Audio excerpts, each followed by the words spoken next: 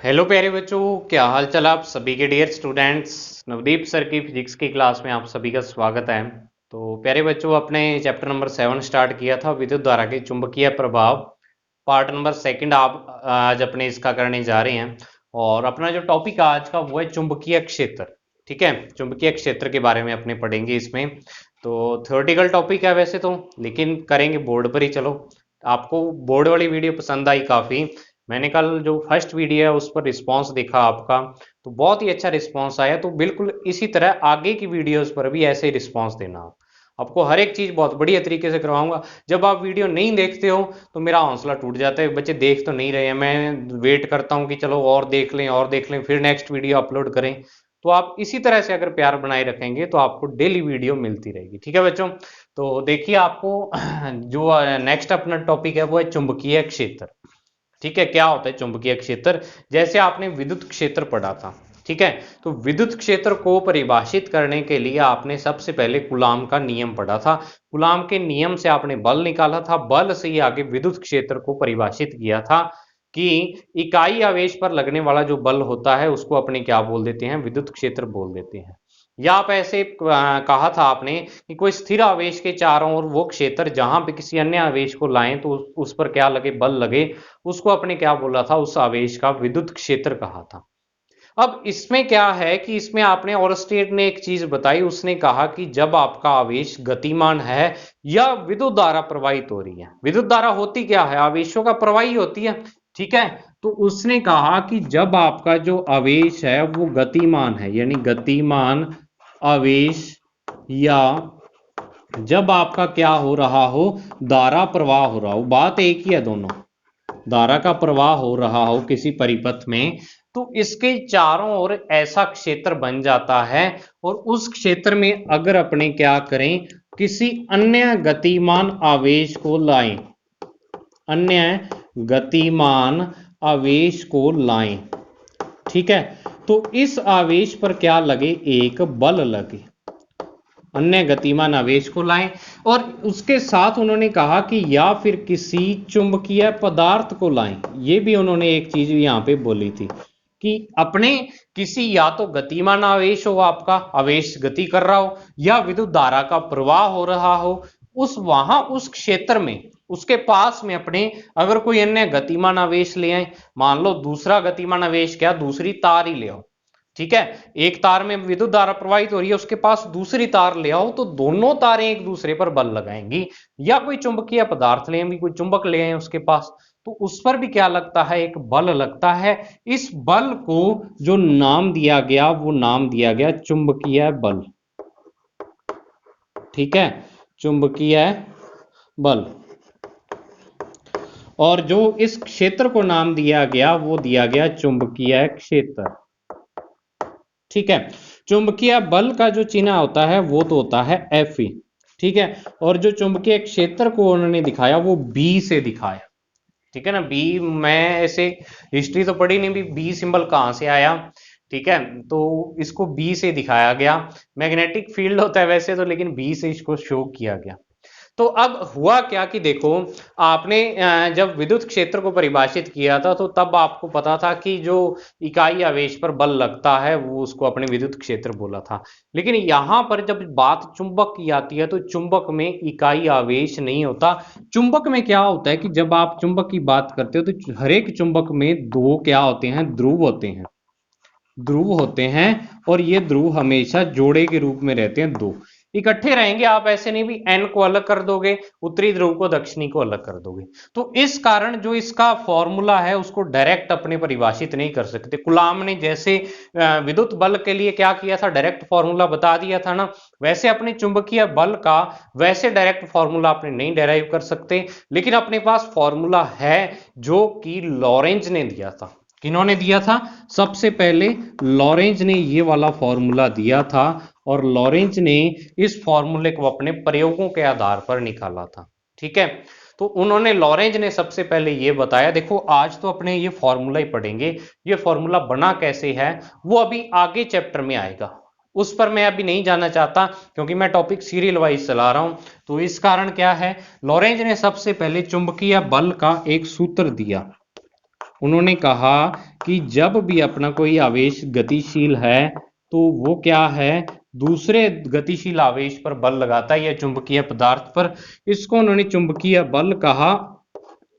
और इसका जो फॉर्मूला उन्होंने दिया वो ये दिया कि Q V vector cross B vector. यहां पर Q तो जो है वो आपका आवेश है, जो आपका जो आवेश गति कर रहा है ना, उस पर आवेश का मान है। V यहां पे उस आवेश का वेग है, ठीक है। और B उसका क्या है, चुंबकीय क्षेत्र है। अब आप कहोगे कि सर चुंबकीय क्षेत्र को ही तो परिभाषित करना है, तो आपने तो पहले ही फॉर्मूले में लिख दिया। तो अभी करते हैं इसको परिभाषित, उससे पहले आप ये फॉर्मूला पढ़ लो। अब मुझसे ये मत पूछना कि सर ये फॉर्मूला कहाँ से आया, आपको डायरेक्ट याद रखना पड़ेगा, इसका डेरिवेशन आपके अपने नहीं है। एमएससी में आगे जाके आता है, 3-4 पेजों का डेरिवेशन है, तो आपको उलझने की जरूरत नहीं है कि ये फॉर्मूला कहाँ से आया है। आपको डायरेक्ट ये फॉर्मूला याद रखना, क्योंकि अगर आपको बताना ही होता तो बता देते यहाँ पे, ठीक है। आपकी बुक में दे देते भी कैसे डेराइव हुआ, जब उन्होंने सारे फॉर्मूले दे रखे तो ये भी दे देते, तो ये आपके लेवल का नहीं था, तो इस कारण डायरेक्ट फॉर्मूला दिया हुआ है, ठीक है। तो अब यहां पर अपने बी को परिभाषित करना है, मेन चीज बी निकालना भी, बी जो चुंबकीय क्षेत्र है वो किसे कहते हैं अपने, ठीक है। एफ यहां पे क्या है, चुंबकीय बल है। तो अब अपने इस फॉर्मूले को थोड़ा सा खोलते हैं। देखो एफ वेक्टर लगाना पड़ेगा क्योंकि इधर वेक्टर लगे हैं, आपको पता है क्रॉस प्रोडक्ट से वेक्टर आता है। F vector is equal to Q V B sine theta, और यहां पर मैं लगाता हूं एन कैप। एन कैप क्या है यहाँ पे, आई कैप, जे कैप, के कैप, किस कोई भी हो सकता है। एन कैप यहाँ पे इकाई सदिश है इस एफ वेक्टर की दिशा में, ठीक है।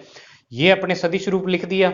अब या इसका अगर मैं परिमाण लिखना चाहूं, अगर इसका परिमाण लिखना चाहूं एफ वेक्टर का, तो इसको डायरेक्ट एफ से लिख सकता हूं, और वो होगा Q V B sine theta, क्योंकि परिमाण में अपनी दिशा को छोड़ देते हैं।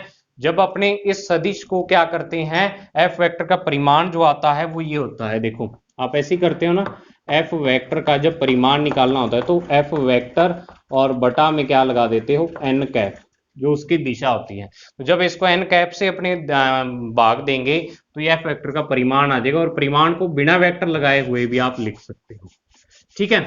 ये फॉर्मूला आ गया अपने पास, सिंपल वेक्टर वाला झंझट अपने निकाल दिया। अब इस फॉर्मूले में आप ये देखो कि आपको बी को परिभाषित करना है, अपना टारगेट है बी को परिभाषित करना।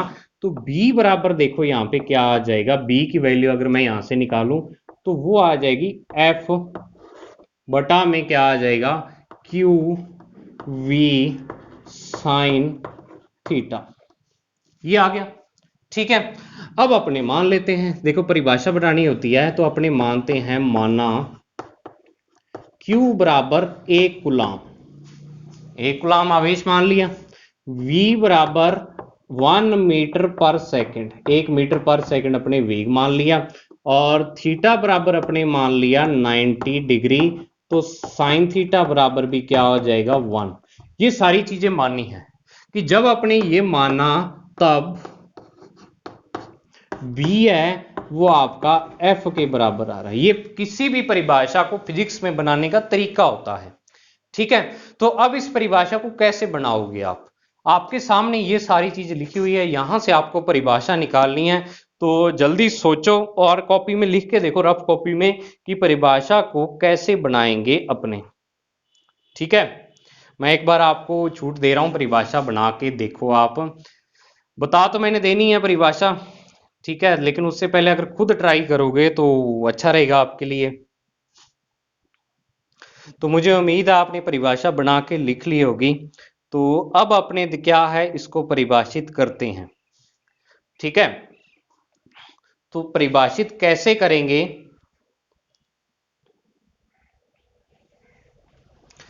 देखो क्या कहेंगे अपने, कि जब कोई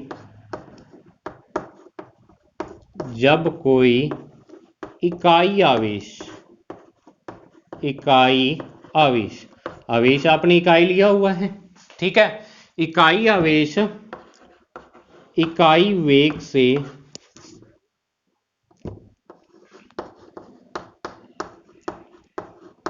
इकाई वेग से किसी चुंबकीय क्षेत्र के लंबवत गति करता है तो उस पर लगने वाला बल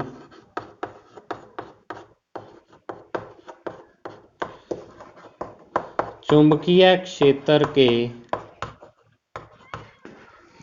परिमाण के बराबर होता है।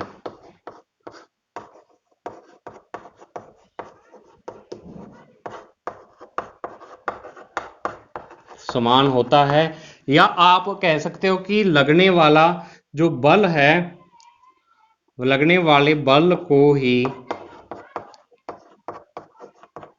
चुंबकीय क्षेत्र कहा जाता है। दोनों ही चीजें लिख सकते हो। अब इसका मतलब क्या है, देखो कि आपने जब आवेश का मान इकाई रखा, वेग का मान इकाई रखा, थीटा 90 डिग्री, 90 क्या होता है, लंबवत ही होता है, तो साइन थीटा 1 हो गया, तो बी बराबर एफ आ गया आपका। इसका मतलब ये है कि जब आपका कोई इकाई आवेश हो और वो इकाई आवेश इकाई वेग से, यानी 1 कूलाम का आवेश 1 मीटर पर सेकंड के वेग से किसी चुंबकीय क्षेत्र, यानी कोई आपने जो क्षेत्र लगा रखा है चुंबकीय क्षेत्र, इसमें कोई जो क्यू आवेश है, या आप कह सकते हो 1 कूलाम का आवेश है, वो क्या करें, इसके लंबवत गति करें, जिस दिशा में ये जा रहा है उसके लंबवत। मान लो चुंबकीय क्षेत्र आपका ऐसे लगा हुआ है, तो ये या तो ऐसे गति करे या ऐसे, इसके लंबवत, ठीक है, इस बी के क्या करे, लंबवत गति करे, तो इस आवेश पर जो बल लगेगा वो चुंबकीय क्षेत्र के परिमाण के समान होता है, या इसी बल को आप क्या बोल देते हो, चुंबकीय क्षेत्र कह देते हो।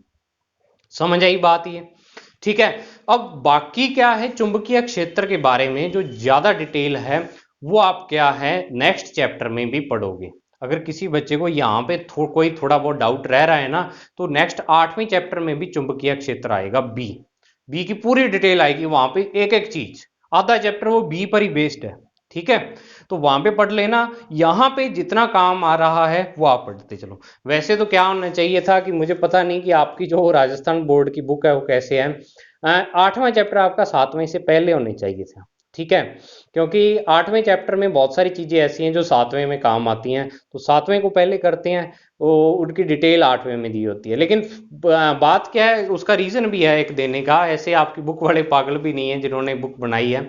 9वें चैप्टर में भी 8वें चैप्टर का बहुत पार्ट काम आता है, तो उसको उन्होंने इसी कारण वहां पे अटैच कर दिया, ठीक है। तो दिक्कत ये हो जाती, हाँ ऐसा हो सकता था कि 7वें की जगह 8वां कर देते और 8वें की जगह 7वां कर देते, फिर आके दोनों में काम आ जाती वो चीज। तो चलो, जो जैसे है वो वाला आपको क्या है काम आ जाएगा। तो ये क्या है, चुंबकीय क्षेत्र आपका परिभाषित कर दिया अपने भी, चुंबकीय क्षेत्र होता क्या है।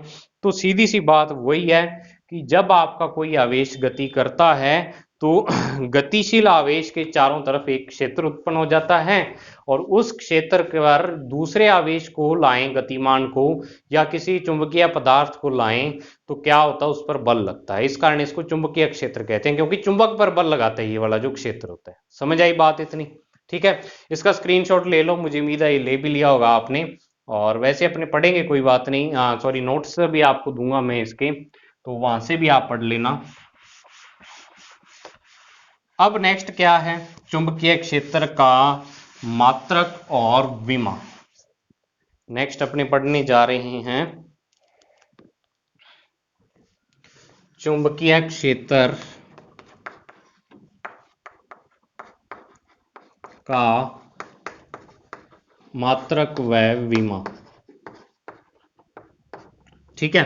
तो चुंबकीय क्षेत्र का मात्रक आप कहां से निकालते हो, इसके फॉर्मूले से, और फॉर्मूला इसका ये था आपका B बराबर F बटा में क्यू बी साइन थीटा, ये था ना, ठीक है। सबसे पहले इसका मात्रक लिखते हैं अपने, और ये चीज मैं आपको अभी बता दूं, देखो ये मोस्ट इंपॉर्टेंट चीज है, क्योंकि जो चुंबकीय क्षेत्र, जो आपकी इलेक्ट्रोमैग्नेटिज्म यानी विद्युत चुंबकता की जो फिजिक्स की ब्रांच है ना, इसमें मात्रक में बहुत ज्यादा कंफ्यूज होते हैं बच्चे, क्योंकि मात्रक और विमा में इतने कंफ्यूज होते हैं, क्योंकि एक मात्रक से दूसरा निकला था, दूसरे से तीसरा, चार चार मात्रक भी होते हैं एक के। तो एक दूसरे से संबंधित करना आपको तभी आएगा जब ये बेसिक मात्रक आपको पता होंगे। ठीक है, तो मात्रक इसका जब बी का निकालोगे तो देखो क्या आएगा। एफ का क्या होता है? न्यूटन। इंग्लिश में लिख दूं, समझ आ जाएगा। क्यू का क्या होता है? कूलाम। क्यू वी आना था यहाँ पे, क्यू वी मैंने भी कहा। वी का होता है मीटर बटा सेकंड।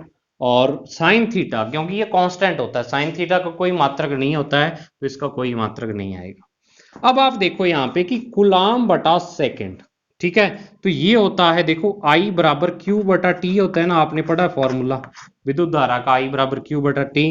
तो यानी कूलाम बटा में सेकंड, इसको अपने क्या बोल देते हैं? एम्पियर। तो वो चीज यहाँ पे इस कूलाम बटा सेकंड को एम्पियर बोलेंगे, तो जो बी का मात्रक आएगा वो आएगा न्यूटन बटा में क्या आ जाएगा बच्चों? यहाँ पे एम्पियर, और गुणा में क्या आ जाएगा? मीटर आ जाएगा। ठीक है, अब एक मात्रक इसका एक इसको देखो, एक जो इसका नाम रखा हुआ है स्पेशली वो है टेस्ला। टेस्ला, और इसको टी से दिखाएंगे। तो मेन मात्रक यही है। निकोल टेस्ला नाम के एक साइंटिस्ट थे जिन्होंने विद्युत चुंबकत्व के क्षेत्र में बहुत सारी खोजें की थी, और इस कारण उनके सम्मान में ये मात्रक लिखा गया है। निकोल टेस्ला नाम था उनका। तो टेस्ला मात्रक किसका है? चुंबकीय क्षेत्र का मात्रक है, बी का। समझ आई बात? और एक मात्रक इसका और है, वो अपनी आगे आएगा, आगे अभी जो नेक्स्ट चैप्टर है उसमें। चलो आपको बता देता हूं, न्यूटन बटा में एम्पियर और इनटू में मीटर है। ठीक है, ये आपके पास। और इसको अपने देखो क्या करते हैं अपने मीटर स्क्वायर, ठीक है ना, या आपको वो तभी करवा दूंगा मैं, आपके दिया हुआ है क्या? मैं एक बार बुक में देख लेता हूं, मैंने तो लिखा हुआ है। जो ये टेस्ला है, इस टेस्ला का एक दूसरा रूप लिखा हुआ है, ये वाला नहीं है यहाँ पे। इसको इन्होंने लिखा weber per metre square. Weber per metre square, ये वेबर भी साइंटिस्ट का नाम है, और ये चुंबकीय फ्लक्स का मात्रक होता है। ये आगे आएगा, इसको एक बार नहीं समझ आता तो छोड़ दो, आप एक बार अपने इसको आगे पढ़ेंगे, जो 9th चैप्टर आएगा ना उसमें आएगा ये वाला जो मात्रक है। तो वेबर पर मीटर स्क्वायर भी दिया हुआ है। अब नेक्स्ट देखो, नेक्स्ट जो पॉइंट है वो इसमें क्या दे रखा है, नेक्स्ट पॉइंट नोट से देख रहा हूं मैं, वो है सीजीएस पद्धति में। ठीक है, यहां पे मैं एक सीजीएस पद्धति में जो इसका मात्रक है वो है मैक्सवेल पर मीटर स्क्वायर। जो वेबर पर मीटर स्क्वायर था, इसी से मैक्सवेल पर मीटर स्क्वायर आया है। ठीक है, टेस्ला का और हाँ एक और दिया हुआ है इसमें मात्रक, कि जो आपका सीजीएस में वैसे मात्रक है वो है गॉस, GAUSS। गाउस पढ़ा था ना आपने, गॉस, गॉस है। ठीक है, वो इस टेस्ला का है, और ये मैक्सवेल बटा मीटर स्क्वायर ये वेबर पर मीटर स्क्वायर का है, ये वाला। तो आपको यहाँ पे याद रखना है, टेस्ला होता है किसमें? एसआई में, और सीजीएस में क्या होता है? गॉस होता है। और जो आपका एक टेस्ला होता है वो 10 की पावर 4 गॉस के इक्वल होता है, ये आपको याद रखना है। क्या होता है? 10 की पावर 4 गॉस के बराबर होता है। समझ आई बात इतनी? ठीक है, तो अब अपने क्या है, लास्ट में एक चीज और दी हुई है इसमें, कि चुंबकीय क्षेत्र के जो अन्य नाम हैं। ठीक है, चुंबकीय क्षेत्र को अन्य जिन नामों से अपने जानते हैं वो क्या क्या नाम दिए हुए हैं, देखो बुक में भी आपके दिए हुए हैं और नोट्स में भी मैंने बुक से लिख दिए हैं। इसको चुंबकीय क्षेत्र की तीव्रता, इसको जो अन्य नाम है चुंबकीय क्षेत्र के अन्य नाम, जैसे विद्युत क्षेत्र को विद्युत क्षेत्र की तीव्रता बोलते हैं ना, इसको बोल देते हैं चुंबकीय क्षेत्र की तीव्रता। दूसरा जो नाम है इसका चुंबकीय फ्लक्स घनत्व, फ्लक्स घनत्व।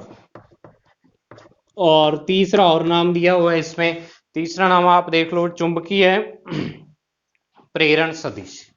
क्या दिया हुआ है? चुंबकीय प्रेरण सदिश, ये भी इसका नाम दिया हुआ है आपके तो चलो ये तो कई बार कंफ्यूज करने के लिए आ जाते हैं, आपको कंपटीशन वगैरह में आते हैं, यहाँ तो नहीं आएंगे। तो ये आपको याद रखने हैं नाम। और बाकी मेन चीज मात्रक वाली है, विमा रहेगी है इसकी, विमा भी निकाल लेते हैं, ठीक है ना।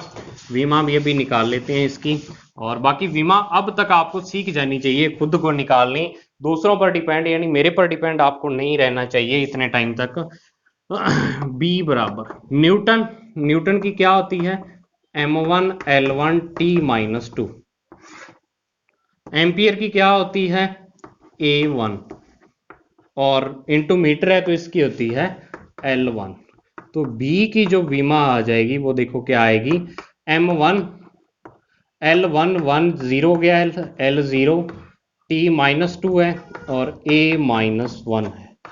तो ये क्या आ गई, इसकी विमा आ गई बी की, ठीक है। और आपको हमेशा याद रखना है कि जो टेस्ला होता है आपके पास, वो होता है न्यूटन इंटू में, सॉरी न्यूटन बटा में एम्पियर इंटू मीटर। ये मोस्ट इंपॉर्टेंट है आगे के फॉर्मूलों में जब मात्रक निकालेंगे। टेस्ला न्यूटन बटा एम्पियर इंटू मीटर को कह देते हैं, और गॉस किसको कहेंगे इसके हिसाब से, न्यूटन की जगह क्या आ जाएगा, डाइन, एम्पियर और इंटू में क्या आ जाएगा, सेंटीमीटर। एम्पियर का इसमें क्या होती है यूनिट है वो मुझे नहीं ध्यान, लेकिन यहाँ पे डाइन इंटू में एम्पियर इंटू मीटर, या एम्पियर की तो एम्पियर ही होगी और मुझे नहीं लगता और कुछ होगी, इसको गॉस बोल देते हैं, ठीक है। या स्टेट एम्पियर हो जाएगी, और तो क्या स्टेट लगा देते हैं, जैसे कूलम की स्टेट कूलाम होती है, तो वही चीज है। चलो वो कोई बात नहीं, टेस्ला आपको हमेशा याद रखना है, गॉस वगैरह नहीं आता, टेस्ला याद रखना है। तो ये बच्चों आपका था आज का चुंबकीय क्षेत्र। तो मैं जैसे बोलता हूं हर बार, पिछली वीडियो में भी बोला था कि ये आपका बेस है, ठीक है ना।